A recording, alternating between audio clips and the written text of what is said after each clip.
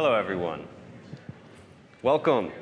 My name is Kole Hicks. I'm a composer and sound designer, and I'm Chris Hunt. I'm the creator of Kenshi. And this is Unscoring the World of Kenshi. We're going to be talking about the oral direction and what we decided to do. To explain a little bit about Kenshi, we actually have a video for you to watch first.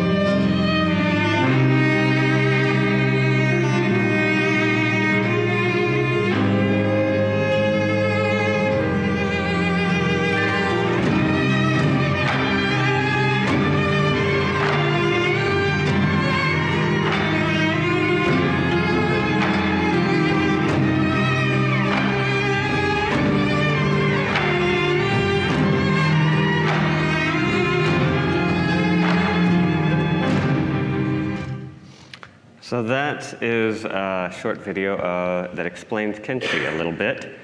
But Chris, if you would like to explain a little bit more. Well, Kenshi is basically a sandbox RPG. So at its core, it's all about freedom for the player. There's no story or grand quest. You're not the chosen one. You're not special in any way.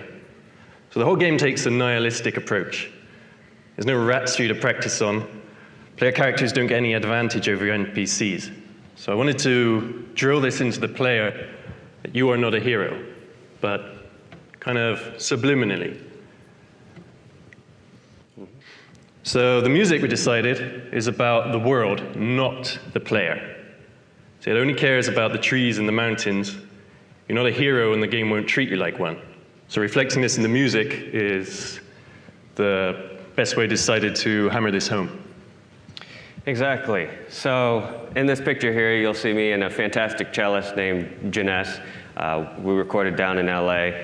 But what that means for me is I needed to create a system that represented the world and was indifferent. So I wanted to have an interactive music system that only reacted to input from the world. So based off of the time of day it was and what biome you're in, the only agency the player actually has is a music frequency slider in the options that they can control. So they can control how often they hear music. And that calls the engine, and they'll play back different combinations. I'll explain our exact system and how that works, but it varies in timbre, texture, and the mood based on what biome you're in and what time of day. So because the map is so huge, we divided it up into 4 main types of biome, 4 classifications of music style. 5 if you include the ones without any music at all. These were the ones that were intentionally designed to be lonely places. The others reflect the type of the biome, apart from the ashlands, which was a special case for the extra far away from civilization, dangerous, lots of death and treasure kind of areas. Exactly. So this is Jun Kuromoto. She's a Japanese koto player, also featured in this score. And specifically, we hear the koto in the plains biome. But there are many different biomes, and There are some that just don't have music at all. Something you'll hear a lot throughout the talk is silence is utilized quite frequently. It's part of our style. And I think it helped define our oral scape and give the players enough room to listen to what's going on in the world, enough breathing room. But the instrumentation, the colors, and the mood all change on the biome and what time of day. So for example, the swamp, they have similar motivic material, and you'll hear melodies approached in similar ways across all of the biomes. However, it'll be slide guitar, banjo, and jaw harp playing those, whereas you go to the plains and maybe it would be something different, like the koto. In addition to that, it's not only the instruments that change, but how we play them. So during the daytime in the plains, we would have a cello, and it would be playing a little bit closer to the neck, and it'd be playing sol ponticello at night, so something a bit more haunting, hollow, and dark that makes a sense for that biome and the time of day. And this here is a general chart of our interactive music system that only reacts to world input. I'd like to start at the bottom here so we can talk about that. First and foremost, when you're in the game, the player, the only thing they get to do is they set how frequently they want it. It could trigger every minute, it could trigger every 30 minutes. I think we have it up to every hour because there are people that have thousands of hours in this game, and maybe you don't want to hear it that often.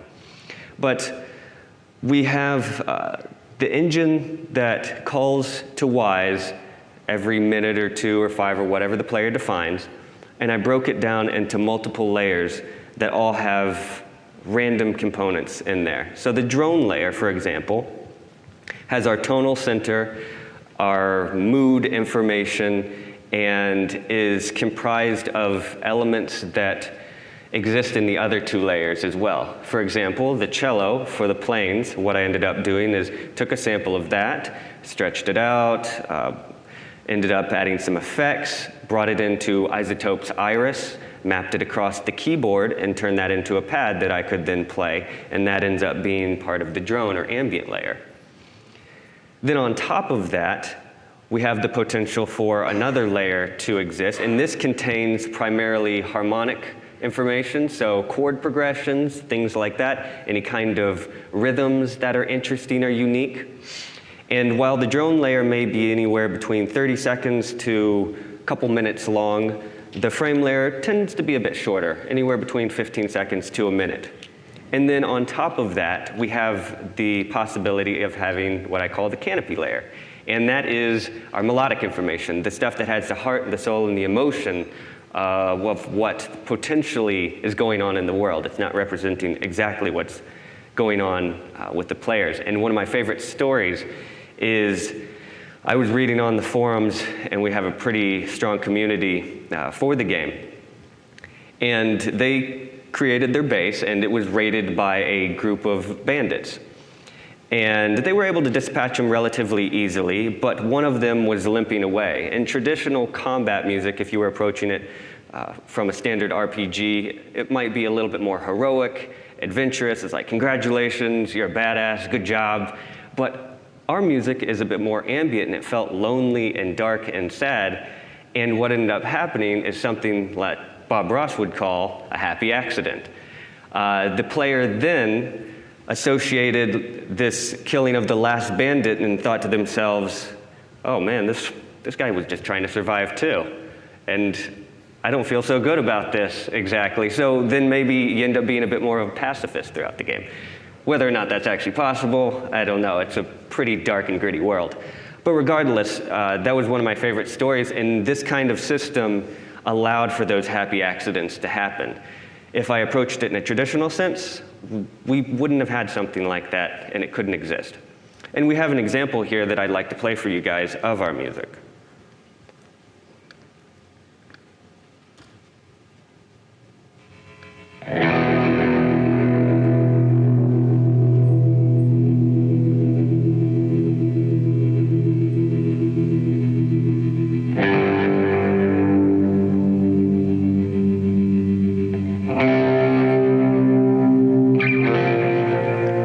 Just the frame layer. Now we change biome, and it's night.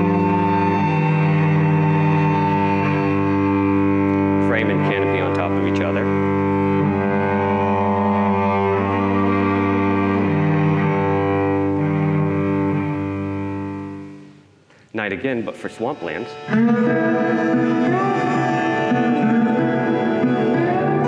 Again, frame and canopy.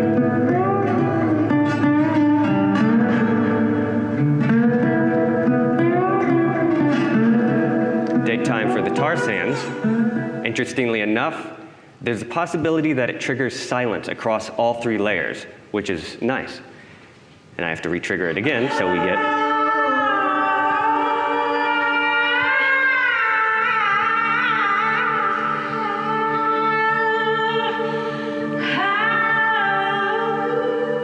And that contained all 3 layers, our drone, our frame, and our canopy, all combined together. Yep, escape from that. Going back. Now sound design. So one other important point was the anti-Hollywood sound. This was for the same reasons as everything else. It was to avoid glorifying the player. Combat at the end of the day is just a bunch of guys wailing on each other with bits of metal, so I wanted more of a dull thwack sounds rather than cinematic chings. Exactly, so what I ended up having to do from that information is figure out a way of approaching the sound design and the VO and the music and having it all really mixed together. Something I just thought of today as I was putting the talk together over the past couple months or so is it kind of reminds me a bit of pointillism, where we're not necessarily focusing on the very tiny details, but all these little dots add up. And as you move back, you can start to see a bit more clear picture. And that's kind of how I like to think of the audio for Kenshi, is it's all these tiny little bits and pieces that all fit together relatively well and are mixed somewhat evenly and treated evenly. So, for example, we don't have the ginormous thwacks and impacts that you would expect in traditional sound design from big, heavy action games. No whooshes, and it's not super realistic. We still wanted to make sure that it was engaging, but it wasn't necessarily over the top either.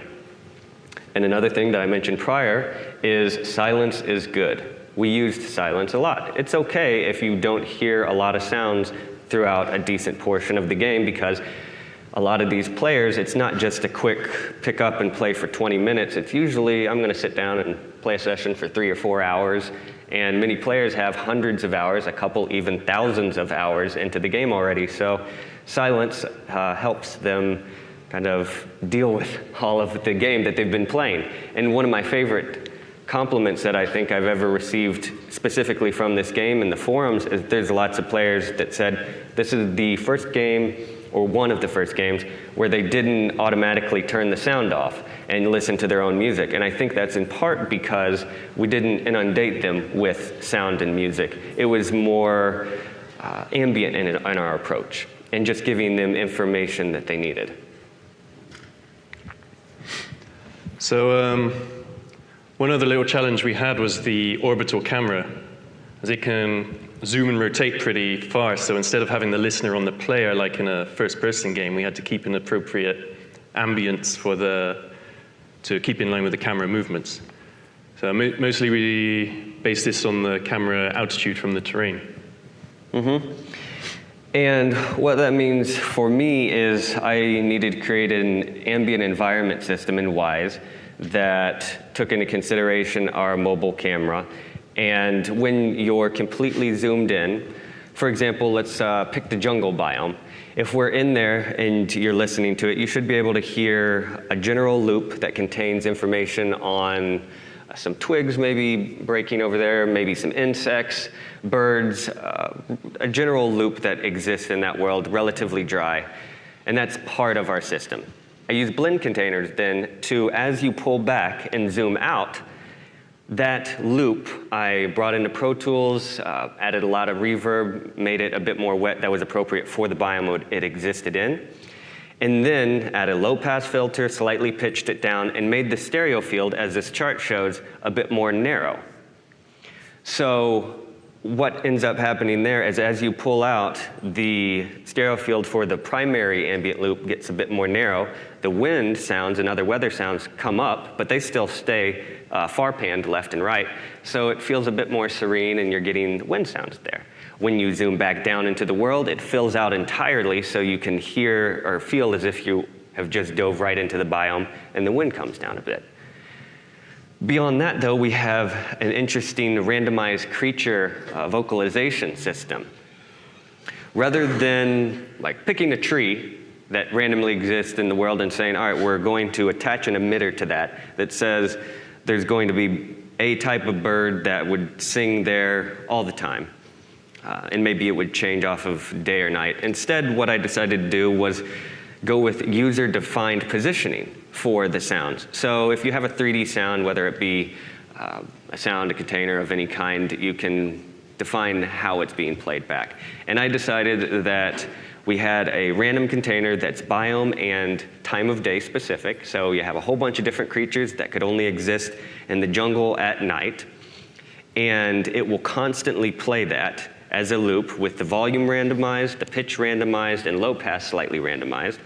In that container, I have baked in reverb to a lot of the different sound files. And on top of that, the user defined, what that means is we have our listener there, and then I've picked random locations around the listener for these sounds to spawn. Some of them have movement as well. That's what the little blue squigglies are. So what you end up getting when you are completely zoomed in is this more fully fleshed out ambience that isn't necessarily tied to anything specific. We do have emitters in the world that exist too, that you can visually see and interact with. But this is just to fill out the entire system. And I have a video for you guys to watch right now.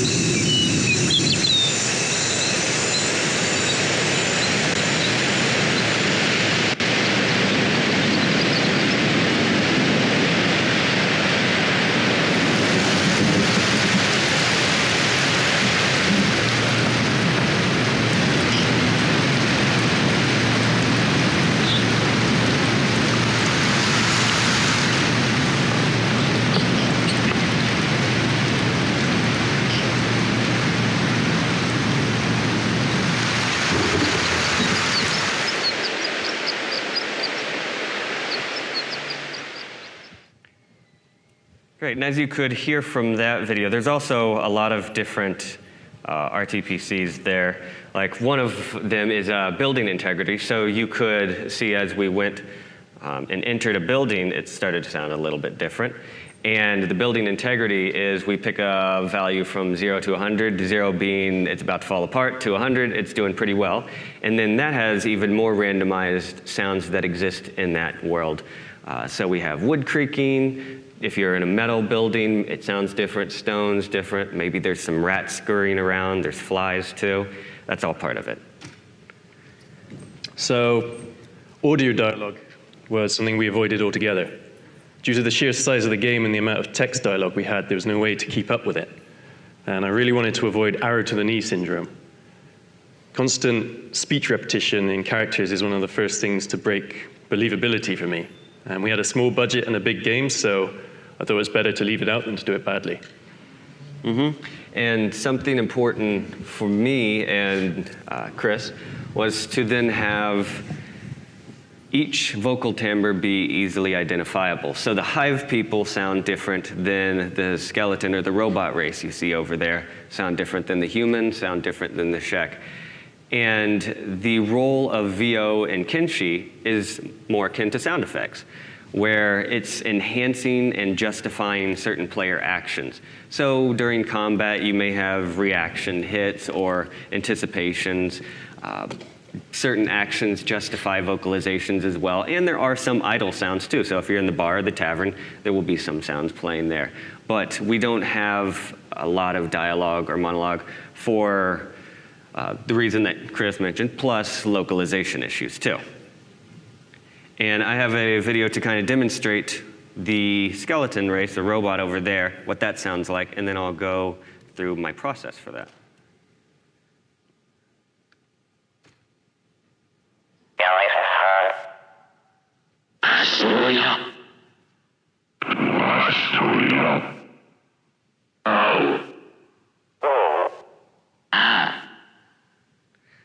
So that last one was them getting hit, the robot or skeleton race.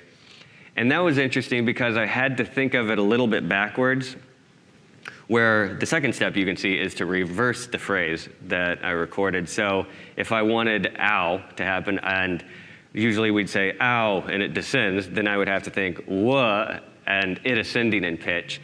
Of course, as you reverse it, it's going to sound a little funky. It's not going to be perfect, but it ended up working for a race like the skeletons here. But I recorded phrases, reversed them, then EQ'd it a bit, taking a bit off the top and the bottom and adding around 2 to 3K, compressed it. And something that was really important to Chris is to have it sound like these guys have this old, beat-up, dusty speaker that they speak from. So Mic DSP makes a plugin called Futzbox. And we picked the antique speaker, I tweaked it a little bit, added a little bit of distortion, EQ'd it slightly, and that ended up giving us the sound of our robot race, or the skeletons. Now I have a video as well that kind of sums this all up together, and you'll be able to hear samples throughout the game. One thing I do want to point out is the combat. I specifically took out the VO and the footsteps and some of the other sounds that exist in there so that you can focus purely on the whoosh and the impact and keeping in mind our idea of the anti-Hollywood sound.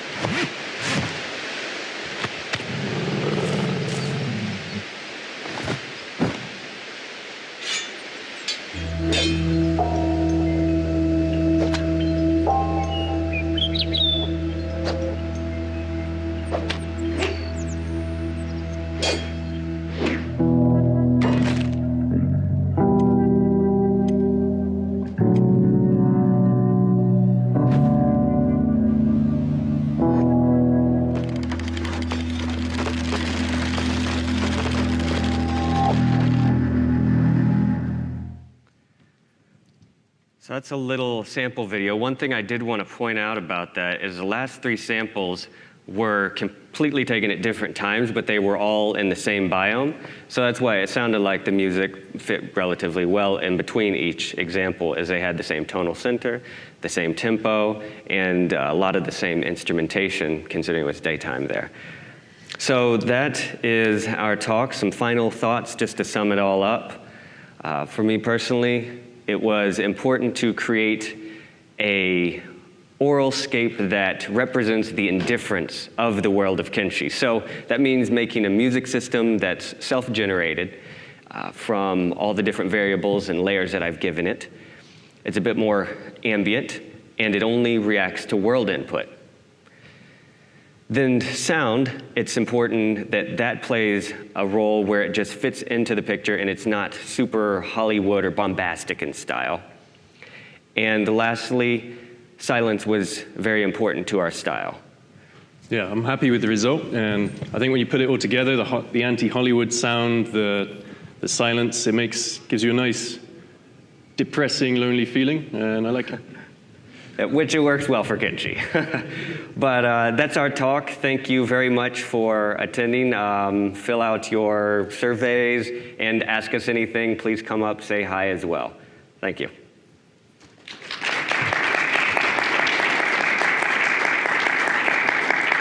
And if you do have questions, please feel free to stand up to the mic. They told me to ask you.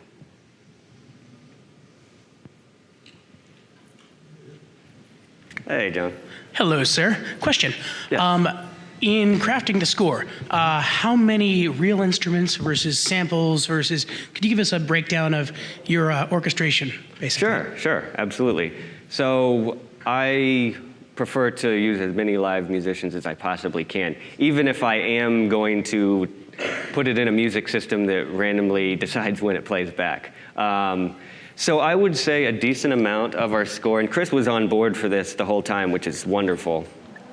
And we ended up working with a lot of live instruments. The foundation or base layer, the drone, that was like a mix of Omnisphere and me tinkering around in Iris and other things to create those sounds. But a lot of the frame layer and the canopy, those were all just live recorded, and then I would mix and master and add some reverb to it. So I'd say a good 80% of the score is all live. Yeah. Great.